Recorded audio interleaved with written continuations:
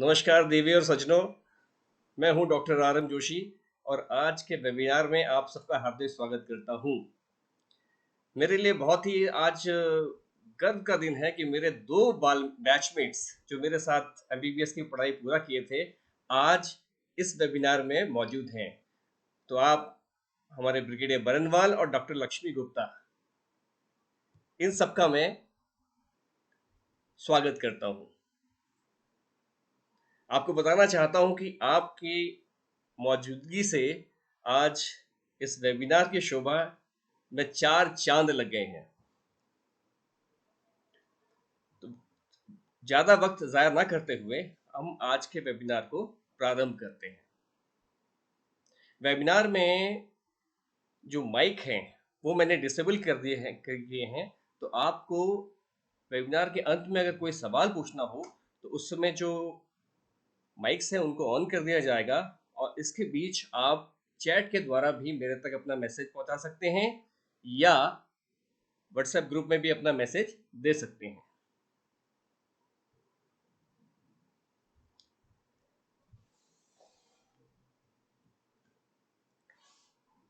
Nutrition को समझने के लिए सबसे पहले इस बात को समझना जरूरी है कि ह्यूमन बॉडी एक कंप्यूटर सिस्टम की तरह काम करती है। हमारा शरीर है वो बहुत ही एडवांस इंटेलिजेंस सिस्टम है जिसमें डाटा एनालिटिक्स है, मशीन लर्निंग है। जो हमारे शरीर में अलग अलग तरह के जो सिस्टम्स होते हैं वो उसके हार्डवेयर हैं, जैसे digestive system, musculoskeletal system, respiratory system, इस तरह से जितने भी 7-8 सिस्टम्स बनाए हुए हम लोग जानते हैं वो उसके हार्डवेयर हैं।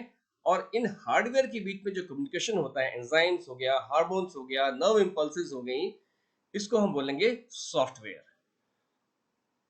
और हमारी बॉडी ही एक ऐसा 3D प्रिंटर है जो अपनी रिपेयर भी खुद कर सकता है, क्योंकि हमारी शरीर में हजारों 3D प्रिंटर्स हैं और इसमें लाखों साल का जो इवोल्यूशन है या क्रमिक विकास है उसके दौरान जो हमारे शरीर ने सीखा है वो इस 3D प्रिंटर में, इस सीपीयू में मौजूद हैं। हर सिचुएशन से निपटने के लिए हमारे शरीर में एल्गोरिदम्स भी मौजूद हैं। अब होता क्या है कि जो कीटाणु होते हैं, माइक्रोब्स या केमिकल्स या पोल्यूशन या हमारी लाइफस्टाइल, जैसे कि ठीक ठीक ठाक ना सोना, आलस, अनहेल्दी फूड खाना, ये हमारी बॉडी के एल्गोरिदम्स को डिस्टर्ब करते हैं और बहुत सी बीमारियों को जन्म देते हैं। और जब आप डॉक्टर के पास जाते हैं तो जो ड्रग्स या मेडिसिन या हर्ब्स जो दी जाती हैं वो इन एल्गोरिदम्स को ठीक करने की, टेम्परेरीली इसको ठीक करने की कोशिश की जाती है, जब तक कि शरीर खुद अपने आप अपना रिपेयर सिस्टम रिपेयर नहीं कर लेता। और जो इसका 3D प्रिंटर का जो कार्ट्रिज है वो हमारा भोजन है और जो उसमें इंक्स हैं वो है न्यूट्रिएंट्स। तो इसलिए किसी भी 3D प्रिंटर में कार्ट्रिज होना चाहिए और इंक्स होनी चाहिए, तभी वो प्रिंटिंग ठीक ठाक से कर सकता है। हम इन इंक्स को रॉ मटेरियल भी कह सकते हैं। इसलिए भोजन जो है या कार्ट्रिज जो है वो सही नंबर का हो, यानी कि सही मात्रा में हो और सही गुणवत्ता का हो। अगर हमारा शरीर में ये न्यूट्रिएंट्स अगर डेफिशिएंट होंगे या उनकी कमी होगी तो हम सब जानते हैं कि प्रिंटिंग की इंक बचाने के लिए हम सब जो है वो ड्राफ्ट मोड पे प्रिंटिंग करते हैं। उसी तरह शरीर भी अगर न्यूट्रिएंट्स की कमी है तो वो ड्राफ्ट मोड में ही प्रिंटिंग करना शुरू कर देता है। तो ड्राफ्ट मोड में जब प्रिंटिंग होगी तो हमारी मसल्स वीक होंगी, हमारी हड्डियां मजबूत नहीं होंगी, हमारे सारे हार्मोन सिस्टम जो है गड़बड़ा जाएंगे और जितनी भी मेडिसिन या हर्ब्स वो तभी इफेक्टिव होंगी जब रॉ मटेरियल्स मौजूद होंगे। यानी कि अगर न्यूट्रिशन ठीक ठाक होगा तभी आप जो दवाइयां लेते हैं उनका असर भी होगा। सो अगर हम इन रॉ मटेरियल्स या न्यूट्रिएंट्स को सही मात्रा में और सही गुणवत्ता में अपने शरीर के को पहुंचा सकें तो हमारा शरीर बहुत अच्छी तरह से काम करेगा, हमारी इम्यूनिटी भी स्ट्रांग रहेगी, हमारा डाइजेस्टिव सिस्टम भी स्ट्रांग रहेगा। इसीलिए कहा गया है कि good nutrition is essence of life. पिछली वेबिनार सीरीज में मैंने आपको मैक्रो न्यूट्रिएंट्स के बारे में बताया था। मैंने ये बताया था कि प्रोटीन्स, फैट, कार्बोहाइड्रेट्स और एनर्जी ये क्या होते हैं और इनके डायनेमिक्स क्या हैं। मैंने आपको ये भी बताया था कि आज के समय हमारे शरीर में प्रोटीन की भारी कमी है, और जब भी आप भोजन का मेनू बनाएं तो उसमें इस बात को याद रखिए कि अपनी प्रोटीन्स को काउंट कीजिए, कैलोरीज को काउंट ना कीजिए। जबकि आजकल उल्टा हो रहा है, आजकल हम कैलोरीज पे ज़्यादा ध्यान देते हैं, मगर जो प्रोटीन है जिससे हमारा सारा शरीर बना है उस पर ध्यान नहीं देते। यहाँ मैंने प्रोटीन्स को 5 स्टार दिए हैं, यानी कि प्रोटीन हमारे भोजन का सबसे महत्वपूर्ण अंग है। फैट को 3 स्टार, कार्बोहाइड्रेट को और एनर्जी को मैंने 1 या 2 स्टार्स दिए हैं। इसके बाद आते हैं विटामिन और मिनरल्स। इनको माइक्रो न्यूट्रिएंट्स भी कहते हैं, क्योंकि हमें इनकी बहुत कम जरूरत होती है, हमें इनकी बहुत कम मात्रा में जरूरत होती है।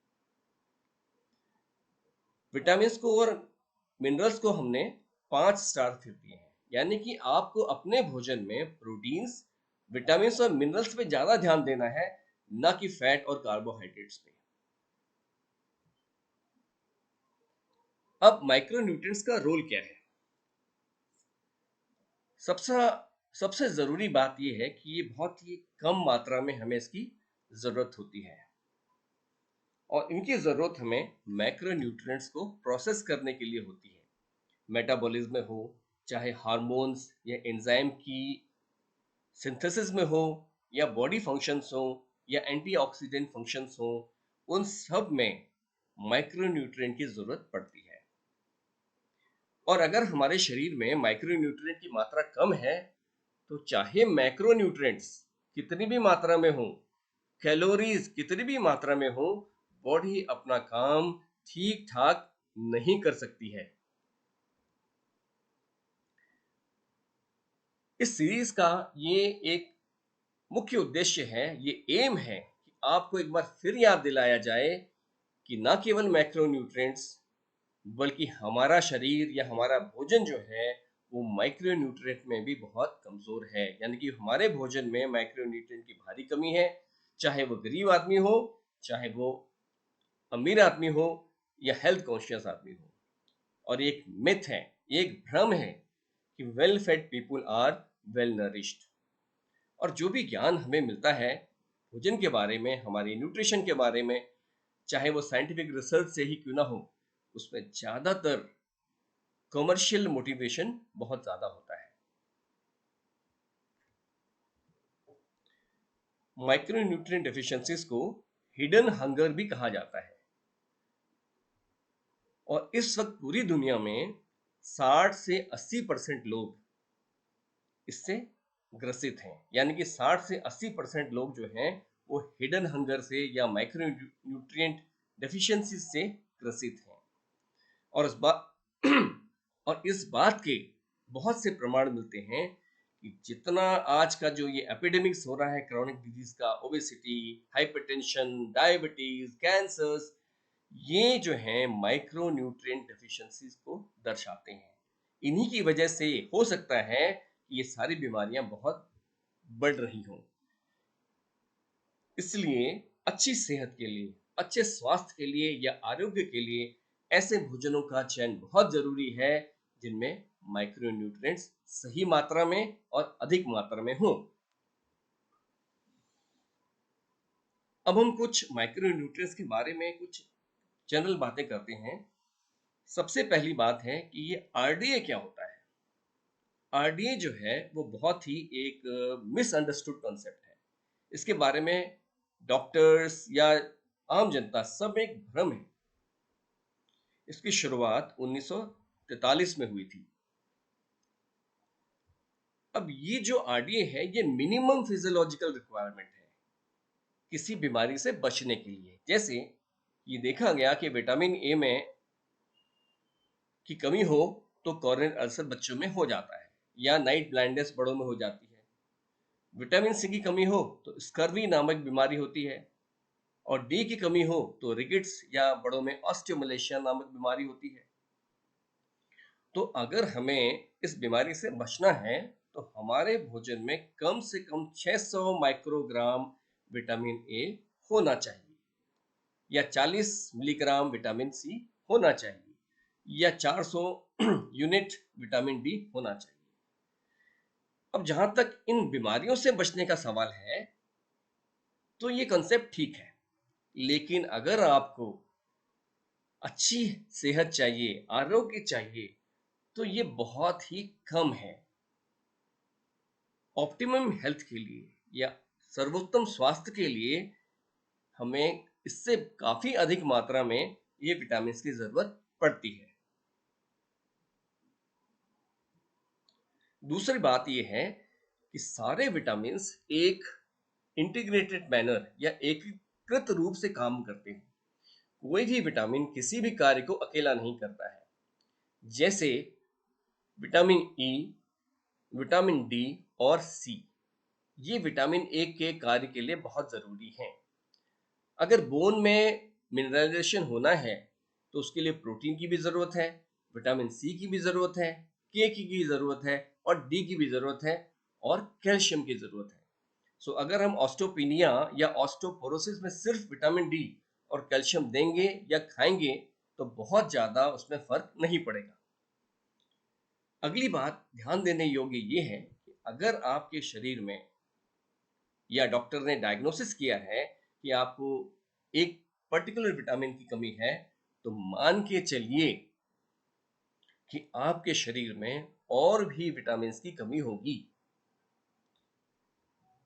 आजकल के ज़माने में विटामिन बी 12 की कमी बहुत पाई जाती है या विटामिन डी की कमी बहुत पाई जाती है, लेकिन ये मान के चलिए कि सिर्फ विटामिन डी या विटामिन बी की कमी नहीं है, ए की भी होगी, सी की भी होगी और जितने भी विटामिन हम जानते हैं उन सब की कमी आपके शरीर में होगी।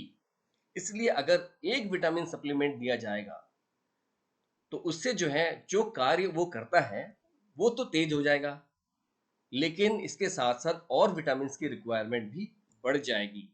तो लंबे अगर आप लंबे टर्म तक या सप्लीमेंट लेते हैं किसी पर्टिकुलर विटामिन का तो ये आपको नुकसान कर सकता है। इसीलिए ऐसी जो भी स्टडीज हुई हैं जिनमें ये देखा गया है कि एक पर्टिकुलर विटामिन दिया गया, उस ग्रुप में मोर्टेलिटी ज़्यादा मिली। इसलिए एक सिंगल जो विटामिन का सप्लीमेंट है वो ना लिया जाए। अगली बात यह है कि जितने भी विटामिन हैं वो सारे जो सेल्स होते हैं या टिश्यूज होते हैं सबको इसकी जरूरत पड़ती है, बस किसी को कम किसी को ज्यादा। जैसे आंख के लिए विटामिन ए की जरूरत बहुत ज्यादा होती है, लेकिन इसका मतलब ये नहीं है कि हड्डियों के लिए या मसल्स के लिए विटामिन ए नहीं चाहिए। और जिस विटामिन की जरूरत ज्यादा होती है वो विटामिन अगर डाइट में कम है तो उस ऑर्गन पे ऑफ कोर्स ज्यादा असर पड़ता है। इसलिए अगर एक विटामिन की कमी है तो मान के चलिए कि आपको और जो मेटाबॉलिक फंक्शंस हैं वो और विटामिन वाले मेटाबॉलिक फंक्शंस भी डिरेंज्ड होंगे। जैसे पाबा, जिसे हम पैरामोनिक अमीनो बेंजोइक एसिड कहते हैं, इसको एंटी ग्रे विटामिन डी कहा जाता है। यानी कि अगर आपके शरीर में पावा की कमी है तो बाल सफेद हो जाते हैं, लेकिन बाद में देखा गया कि बाल सफेद अगर हो रहे हैं तो पावा की कमी ना ही नहीं है, folic acid, pantothenic acid, biotin, इन सब की भी कमी है।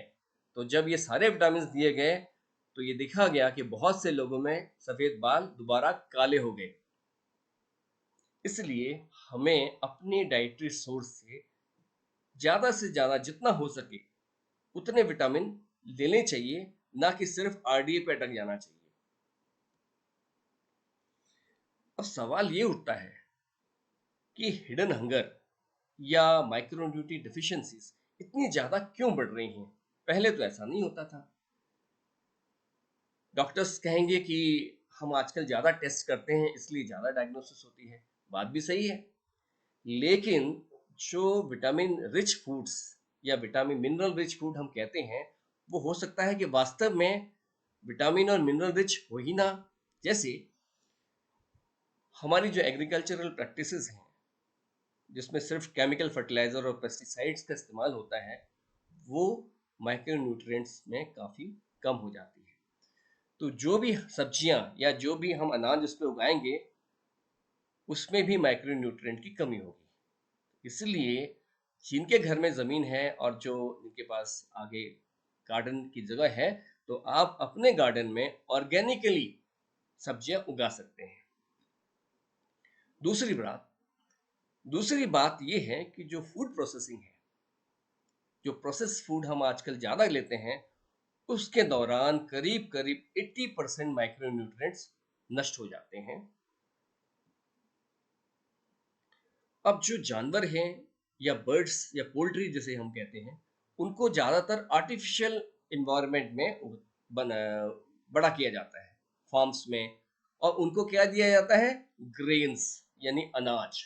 उनको घास जो है वो नहीं दी जाती है, क्योंकि ग्रेन्स खाने से जो जानवर है वो जल्दी मोटा हो जाता है और प्रॉफिटेबल हो जाता है। इसी तरह से लीवर या एग, जो मुर्गी का अंडा है या लीवर है, और कैटल का जो दूध है, उनको अगर सनलाइट नहीं मिलेगी तो मुर्गी के अंडे में विटामिन डी नहीं होगा।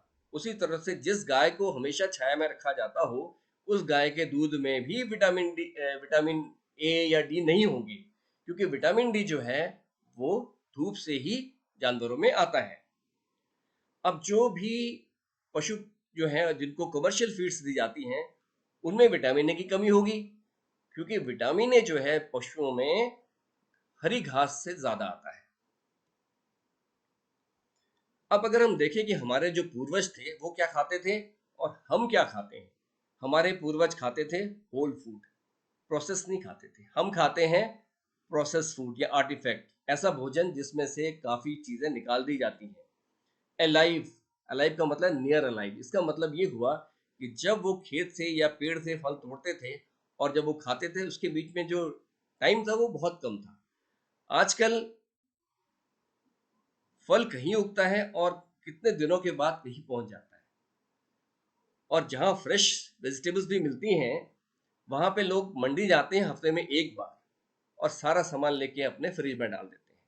तो जितना टाइम खेत से आपके मुंह में लगे बीतता है, उस दौरान के उस अंतरकाल में माइक्रोन्यूट्रिएंट्स कम होते जाते हैं। अब वो खाते थे नॉन टॉक्सिक चीजें, हम खाते हैं टॉक्सिक चीजें। उनमें इतना पेस्टिसाइड्स होता है, उसमें और बहुत सारे प्रिजर्वेटिव मिले होते हैं। दूसरा, उनके खाने में बहुत ज़्यादा वैरायटी थी। ये कहा जाता है कि हमारे पूर्वज करीब 500 से 600 किस्म के पेड़ पौधों का इस्तेमाल करते थे। और हम आप आप अपना भोजन खुद चेक करिए। मुझे नहीं लगता कि आप दिन भर में या महीने भर में 100 से ज़्यादा किस्म के पौधों का इस्तेमाल करते होंगे। 50 भी अगर पहुंच जाए तो बहुत बड़ी बात होगी। वो खाते थे indigenous food, locally grown food. हम खाते हैं एक्सोटिक फूड। भारत में कभी एवोकाडो होता नहीं था। आजकल हर एक आदमी एवोकाडो लेना शुरू कर दिया है। ओलिव ऑयल भारत में कभी इस्तेमाल नहीं होता था, आज जो है उसको बहुत ही हेल्दी मान के लोग उसका इस्तेमाल कर रहे हैं। और उस जमाने में खाना बहुत कम हुआ करता है, आज जो है बहुत ज़्यादा सरप्लस है। अब हमारा भोजन जो है वो अनबैलेंस्ड हो गया है। भोजन के अनबैलेंस होने से माइक्रोन्यूट्रिएंट्स की रिक्वायरमेंट या ज़रूरत बहुत ज़्यादा बढ़ गई है। इसलिए आज पूरी दुनिया में जहाँ जहाँ ये स्टैंडर्ड अमेरिकन डाइट पहुंची है, वहाँ वहाँ माइक्रोन्यूट्रिएंट्स की कमी बढ़ती जा रही है, और वहाँ वहाँ ये क्रोनिक डिजीजेस भी बढ़ती जा रही हैं। छठी बात आपको याद रखनी है कि जब भी आप बाजार से मल्टीविटामिन टैबलेट खरीदते हैं, चाहे वो डॉक्टर द्वारा प्रेस्क्राइब हो या ओवर द काउंटर हो, आप उस टैबलेट का लेबल ज़रूर देखिएगा। जैसे मैंने कुछ लेबल्स को चेक किया, तो एक ब्रांड में मुझे विटामिन ए हमें 600 माइक्रोग्राम की ज़रूरत पड़ती है। तो एक ब्रांड में 600 मिलीग्राम माइक्रोग्राम था, दूसरे में भी था, लेकिन तीसरे में सिर्फ 460 था। विटामिन डी जो है वो 15 माइक्रोग्राम चाहिए, और उसमें सिर्फ 10 माइक्रोग्राम था, या और एक में सिर्फ 5 माइक्रोग्राम था। तो इन टैबलेट्स में जो है 100% आरडीए नहीं मिलता है। तो आपको इन टैबलेट की डोज इस हिसाब से फिक्स करनी है कि कम से कम आरडीए आपको जरूर मिले। उस तरह से मैंने एक दो ब्रांड्स और देखी। तो एक ब्रांड थी जिसमें ये ब्रांड जो है काफ़ी फेमस ब्रांड है, नाम मैं यहाँ पे नहीं ले रहा हूँ। अब इसमें देखिए, थाइमीन भी आरडीएस से कम है, रेवोफ्लोविन भी आरडीएस से कम है, नियासिन भी आरडीएस से कम है, पेंटोथेनिक एसिड भी आरडीएस से कम है। सिर्फ और सिर्फ इस ब्रांड में फॉलिक एसिड नहीं है, इस ब्रांड में B12 भी आरडीएस से कम है। विटामिन सी जो है 10 मिलीग्राम है, जबकि आरडीए जो है वो कम से कम 40 मिलीग्राम है। अब अगर आपको ये ब्रांड की टैबलेट लेनी है तो कम से कम इसकी डोज आपको एक टैबलेट सुबह और एक टैबलेट शाम को होगी।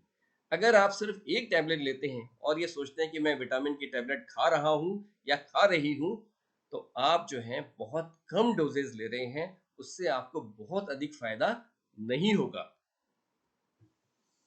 तो आज इस माइक्रोन्यूट्रिएंट सीरीज को आगे बढ़ाते हुए हम विटामिन ए पे बात करते हैं। हम सब जानते हैं कि विटामिन ए को रेटिनॉल कहा जाता है। विटामिन ए की डेफिशिएंसी से बच्चों में कॉर्नियल अल्सर हो जाता है, जो बच्चों में अंधेपन का बहुत बड़ा कारण है। अब सौभाग्यवश भारत सरकार के ऐसे जो प्रोग्राम्स बने, उनके कारण अब इस तरह की सीवियर डिफिशियंसी देखने में नहीं मिलती है। लेकिन मॉडरेट डेफिशिएंसी या माइल्ड डेफिशिएंसी बहुत ज्यादा है। अगर किसी को विटामिन ए की माइल्ड टू मॉडरेट डेफिशिएंसी है तो उसको अंधेरे में देखने में प्रॉब्लम होगी।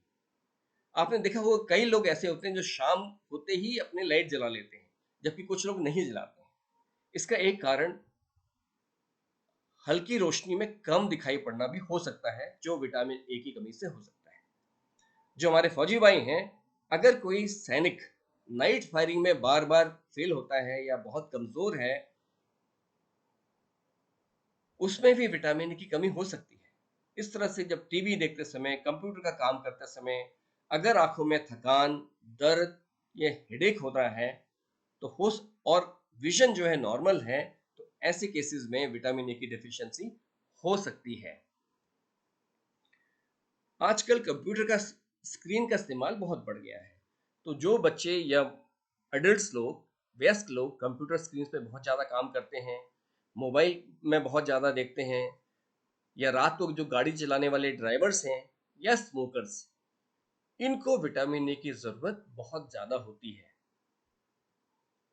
बच्चों में बार बार इन्फेक्शन होना, अगर किसी बच्चे को सर्दी, खांसी, जुकाम या गला खराब या कान का मवाद आना, ये इन्फेक्शन बार बार होते हैं और एक साल में 6 बार से ज़्यादा होते हैं, तो हम बोलते हैं कि बच्चे को रिकरेंट इन्फेक्शन हो रहा है।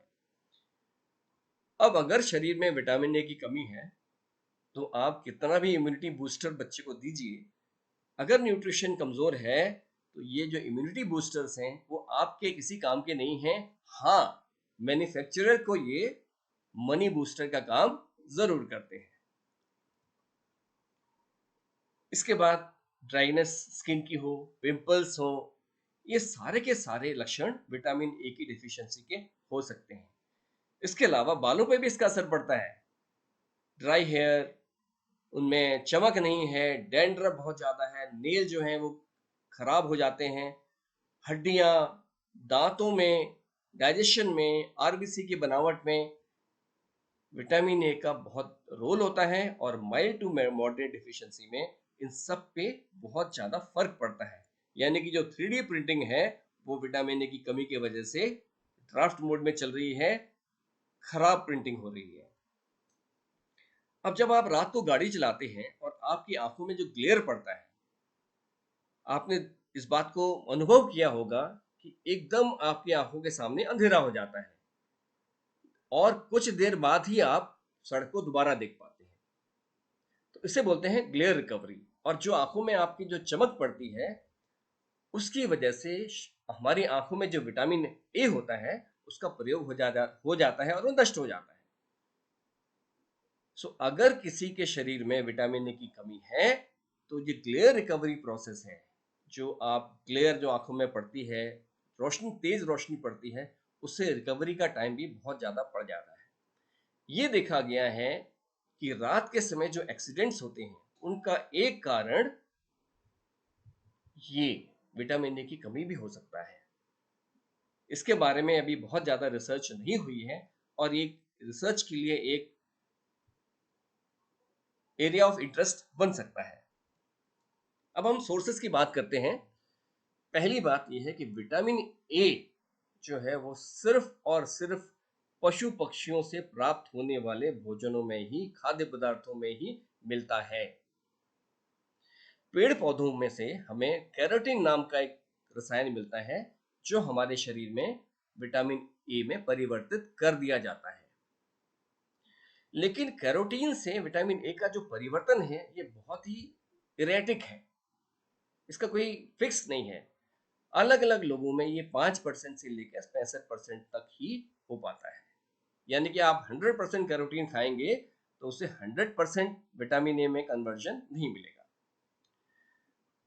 अब अगर विटामिन ए का ठीक ठाक एब्जॉर्प्शन होना है, अवशोषण होना है, तो आपके भोजन में फैट बहुत जरूरी है। इसलिए रोटी पे घी लगा के खाना बहुत जरूरी है, तड़का देना बहुत जरूरी है। और हमें कहा जाता है कि फैट कम खाइए, इसलिए लो फैट डाइट आपके स्वास्थ्य के लिए अच्छी नहीं है। अब दूसरा जो लीन मीट, आजकल लीन मीट का जमाना है, आप फैट मत खाइए, लीन मीट खाइए क्योंकि कोलेस्ट्रॉल बढ़ सकता है। लेकिन याद रखिए लीन मीट जो है वो बहुत ही पुअर सोर्स है माइक्रोन्यूट्रिएंट्स का। लीन मीट में सिर्फ सिर्फ आयरन होता है और प्रोटीन्स होते हैं, वो भी ब्रांच चेन अमीनो एसिड्स। इसलिए लीन मीट जो है आपकी सेहत के लिए अच्छा नहीं है। एक आम औसतन अडल्ट को 600 माइक्रोग्राम तक का विटामिन ए की जरूरत पड़ती है, ये आरडीए है, या फिर 4000 यूनिट बीटा कैरोटीन की जरूरत पड़ती है। तो हमारा ये उद्देश्य होना चाहिए या एम होना चाहिए कि हम अपने भोजन में कम से कम 4000 इंटरनेशनल यूनिट बीटा कैरोटीन या 600 या 2000 इंटरनेशनल यूनिट विटामिन ए प्राप्त कर सकें। अब आप देखते हैं कि जो हमारे कॉमन फूड्स हैं उनका विटामिन ए कितना होता है और हम कितना विटामिन ए लेते हैं। जैसे सबसे ज्यादा जो एक रिच सोर्स है वो है liver oils, cod liver oil या हेलीबर्ट लिवर ऑयल। एक चम्मच आपने बड़ी चम्मच अगर ले ली तो 6 दिन की आरडीए की छुट्टी। बट कितने लोग हेलीबर्ट लिवर ऑयल या कॉड लिवर ऑयल लेते हैं? लिवर जो है, जानवरों का जो है लिवर, वो बहुत ज्यादा विटामिन ए में रिच होता है, प्रोवाइडेड उस जानवर को घास खाने को मिली हो। अब ये बताइए कि लिवर आजकल लोग खाते ही नहीं है। कितने लोग हैं जो अपने भोजन में हफ्ते में, जो नॉन वेजिटेरियंस, वो लिवर का इस्तेमाल करते हैं। बटर जो एक चम्मच, अगर बड़ी चम्मच से बटर लेंगे तो सिर्फ और सिर्फ 16% आरडीए ही आपका उससे मिलेगा। चीज लेंगे 30 ग्राम के आसपास तो आपको सिर्फ 13% आरडीए मिलेगा, इसमें बहुत कम होता है। हाँ, 2 अंडे अगर आप रोज लेते हैं तो करीब करीब 25% आरडीए विटामिन ए का आपको मिलेगा। इसी तरह से 1 कप दूध में सिर्फ और सिर्फ 14% आरडीए ही मिलेगा। अब आप, अगर आप कम से कम रोज 8 अंडे खाएंगे तब कहीं जाके आपको एक दिन का विटामिन ए पूरा मिलेगा। तो इस तरह से जो नॉन वेजिटेरियन हैं उनके खाने में भी विटामिन ए की कमी जरूर होती है, क्योंकि अगर हमको कम से कम 2000 यूनिट लेना है या 600 माइक्रोग्राम लेना है तो कम से कम 1 लीटर दूध पीना पड़ेगा वेजिटेरियंस को। उससे हमको 380 माइक्रोग्राम के आसपास मिलेगा, और 2 अंडे लेंगे तो भी वो आरडीए के बराबर नहीं होगा, तो भी यह सिर्फ 530 माइक्रोग्राम होगा। अब इसके बाद आपको वेजिटेबल्स एंड फ्रूट्स डालना पड़ेगा थोड़ा सा माइक्रोन्यूट्रिएंट्स का कंटेंट बढ़ाने के लिए, वो हम देखते हैं। अब बात करते हैं जो वेजिटेरियन लोग हैं। ये कहा जाता है कि गाजर या कैरेट विटामिन ए का बहुत रिच सोर्स है, हमको खाना चाहिए। बात भी कुछ हद तक सही है। अब अगर 2 कैरेट्स जिनका अप्रोक्सीमेटली वजन जो है करीब 150 ग्राम हो, उससे आपको कैरोटीन का 50% आरडीए मिल जाएगा। कम से कम अगर आपको 2400 माइक्रोग्राम लेना है तो इसमें 1200 माइक्रोग्राम ही होता है। तो कम से कम आपको अपने दिन का कोटा पूरा करने के लिए, जिस सीजन में गाजर मिलते हैं, कम से कम 4 गाजर रोज खाने पड़ेंगे। अब स्वीट पोटैटो या शकरकंदी जिसे बोलते हैं, उससे आपको अगर 200 ग्राम यानी कि 1 कप भर के अगर आप खाते हैं तो भी उससे आपको सिर्फ 80% आरडीए ही मिल पाएगा।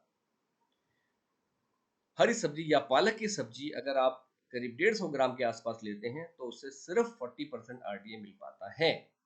ब्रोकली जैसे हरी सब्जी है आपको खाना चाहिए, उससे सिर्फ आपको 2.5% ही आरडीए का मिलेगा। पपीता सिर्फ आप एक 150 ग्राम पपीता जो है आपको सिर्फ और सिर्फ 3.5% ही आरडीए दे सकता है। इस तरह से जितने भी फल हैं उनका आरडीए जो है करीब करीब 3 से 4% से ज्यादा नहीं होता है। एक स्टैंडर्ड सर्विंग जो 110 या 100 ग्राम की है। इसलिए वेजिटेरियन को अपना भोजन इस हिसाब से सेलेक्ट करना पड़ेगा कि जितना भी अलग अलग किस्म की सब्जियां या फल हो उनमें सभी में विटामिन ए की मात्रा अच्छी होनी चाहिए, ताकि जब कंबाइंड जो हो तो हमें कम से कम आरडीए मिल जाए। अब कुछ गलत धारणाएं हमारे भोजन को लेके हमारे समाज में हैं। जैसे अब पपीता लोग नहीं खाते वेजिटेरियन कुछ लोग, क्योंकि इसकी शक्ल जो है पका हुआ पपीता वो मीट जैसा नजर आता है। और ये भी माना जाता है, बहुत से लोग समझते हैं कि पपीता खाने से अबॉर्शन हो सकता है, इसलिए गर्भवती महिलाओं को पपीता देते ही नहीं। अब एग्स हैं या फिश है या मीट है, इसे भारत में रिलीजियस कारणों से या धार्मिक कारणों से बहुत से लोग वेजिटेरियन होते हैं।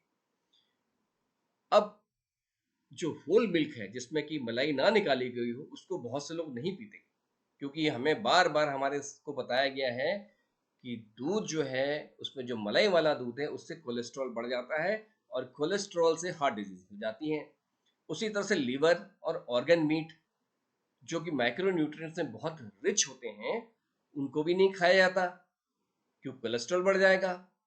और जो भी हम खा रहे हैं, चाहे गाजर खा रहे हो चाहे शकरकंदी खा रहे हो, वो बहुत ज़्यादा डोज कम होती है। और कई लोग तो ज़्यादा नहीं खाते कि कहीं टॉक्सिसिटी हो जाएगी, अगर आरडीए से ज़्यादा मिल गया तो टॉक्सिसिटी हो जाएगी। लेकिन टॉक्सिसिटी की बात तो बहुत दूर है, हम तो आरडीए की बात कर रहे हैं। आरडीए भी आप प्राप्त नहीं कर पाते हैं विटामिन ए के लिए। और सप्लीमेंट जो लेते हैं उनकी डोज भी ठीक ठाक नहीं होती। मैंने आपको दिखाया था कि विटामिन ए की जो ब्रांड आती है उसमें आरडीए भी पूरा नहीं होता है। अब बहुत से लोग सोचते हैं कि विटामिन ए जो अगर हम ज़्यादा ले लेंगे तो टॉक्सिसिटी हो जाएगी।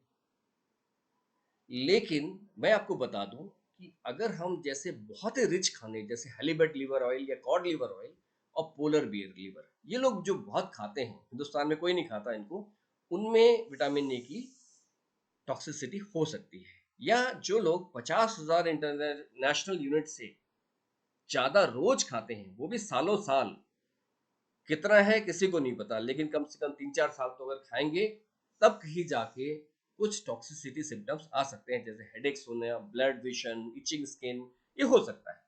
लेकिन जब आप इन भोजनों को बंद कर देंगे, इतनी हाई डोज को बंद कर देंगे, तो फिर वो अपने आप ठीक हो जाता है। और अगर आपके भोजन में विटामिन सी पर्याप्त मात्रा में है तो ये टॉक्सिसिटी बहुत कम होती है। इसलिए all practical purpose vitamin A जो है वो बहुत ही सेफ विटामिन है। और ये देखा गया है क्लिनिकल प्रैक्टिस में कि 20,000 से 25,000 इंटरनेशनल यूनिट जो है वो एकदम सेफ है। हालांकि हर एक आदमी हर दवाई के लिए अलग अलग तरह से रिएक्ट करता है। अब भारत सरकार जो है बच्चों को 2 लाख इंटरनेशनल यूनिट देती है हर 6 महीने विटामिन ए डेफिशिएंसी से बचने के लिए। इसलिए अब 70% इंडियन पॉपुलेशन जो है वो 50% आरडीए भी प्राप्त नहीं कर पाती है। हम जानते हैं कि आरडीए से अगर आप आरडीए वाली डोज लेते हैं तो कम से कम आपको बीमारी नहीं होगी, हेल्थ तो जैसी भी हो बीमारी नहीं होगी। लेकिन 70% पॉपुलेशन है वो अपना आरडीए भी प्राप्त नहीं कर पाती है।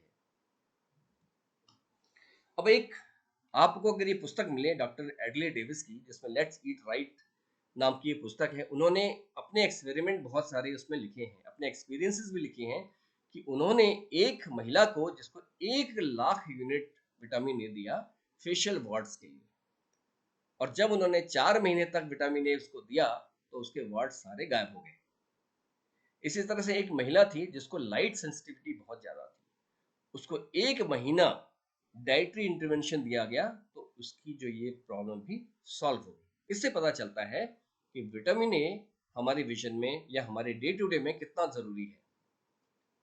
कुछ बातें विटामिन पे आपको और याद रखनी है कि विटामिन ई, डी और सी ये विटामिन ई के फंक्शन के लिए बहुत ज़रूरी है। एक बार फिर मैं आपको याद दिला दूं कि खाली विटामिन ए वाला सप्लीमेंट नहीं लेना है, उसमें इस तरह से लेना है कि ई भी हो, डी भी हो और सी भी हो। इनफैक्ट सारे विटामिन होने चाहिए और फैट भोजन में ज़रूर होना चाहिए, तभी विटामिन ए का एब्जॉर्प्शन सही सलामत होगा। और अगर आपके भोजन में कोलिन, ये एक विटामिन बी कॉम्प्लेक्स का ही एक अंग है, वो अंडर सप्लाइड है या उसकी कमी है, तो आपके शरीर में विटामिन ए इकट्ठा नहीं हो पाएगा, स्टोर नहीं हो सकता। इसलिए अगर आपको सप्लीमेंट, आप सोचते हैं कि मेरा विटामिन रिक्वायरमेंट बहुत कम है, ये अगर आप सोचते हैं कि मेरा विटामिन कंजम्पशन बहुत कम है, तो आप अपने डॉक्टर की सलाह ले सकते हैं सप्लीमेंट के लिए। तो इस तरह से मैंने आज के वेबिनार में आपको दो बातें बताई।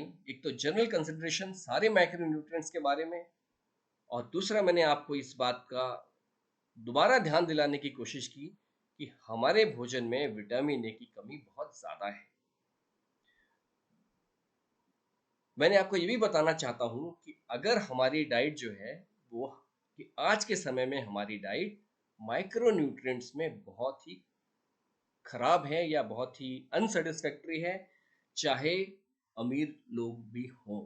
इसलिए, और अगर विटामिन सप्लीमेंट्स आप लेते हैं तो याद रखिए ये एक स्टॉप गैप मेजर होना चाहिए, परमानेंट सोल्यूशन नहीं होना चाहिए।